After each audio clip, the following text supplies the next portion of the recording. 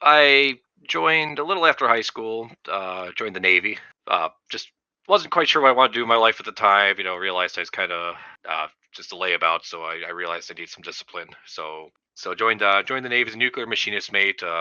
Went through all boot camp, all that, and I got picked up as an emergency welder, which means instead of a carrier, I went to a submarine. So I became a submariner. I really enjoyed my time in the Navy. I taught me a lot, taught me discipline.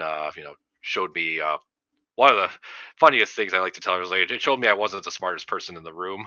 In high school I could glide through. In college, I just didn't pay attention because it was boring to me. And then when I got to the nuclear fields, like, oh my gosh, I need to actually try and study and prove what I am, and that made a huge difference for me.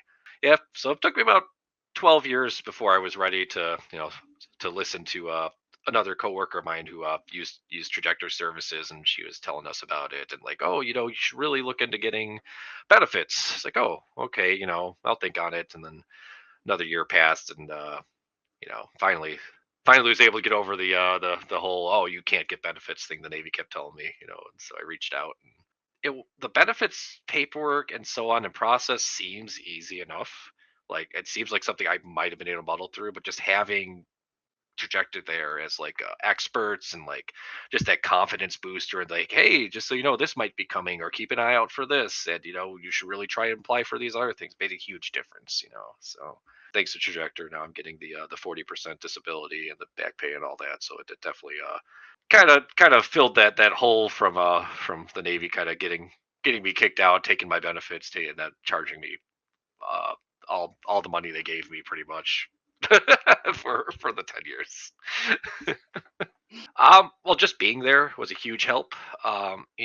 So when I did the hearing loss and the PTSD, and then also the spinal, which I think you guys are still looking into because it was denied, and I didn't go to any medical. They didn't even set up a medical exam for that. Was denied. I have an okay job, but just moved into a new house, and taxes are all going up, and cost of living is up, and I on top of all the other stressors, money was a huge stressor of mine. And so the percent is about $800 a month or something. And I mean, that's a car payment and then some groceries right there every month. That definitely helped lower my stress, which, considering one of my disabilities was PTSD slash depression stress.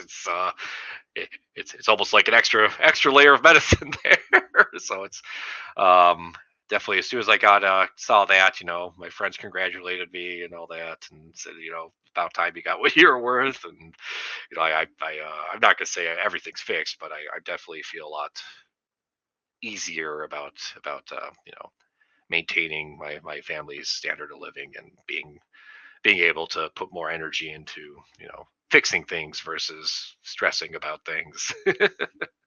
Trajectory is always there.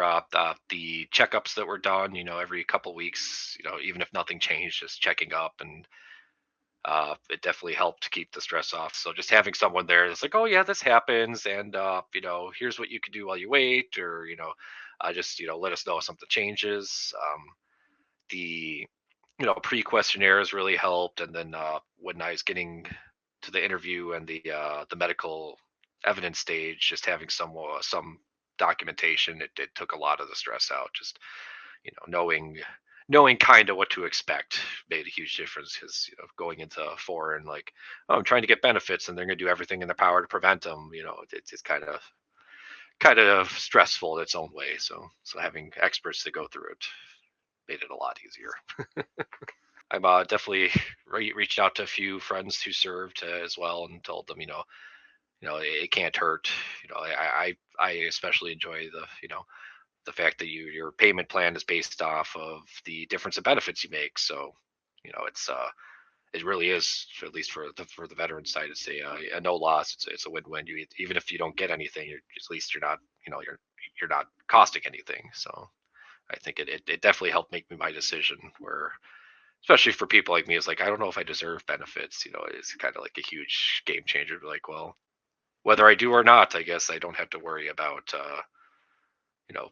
being in debt because I tried. I would say it's worth it. I think, especially in the military, the mindset that they mold into you, a lot of times, when you get out, you feel like you don't deserve these things. You feel like, you don't, I'm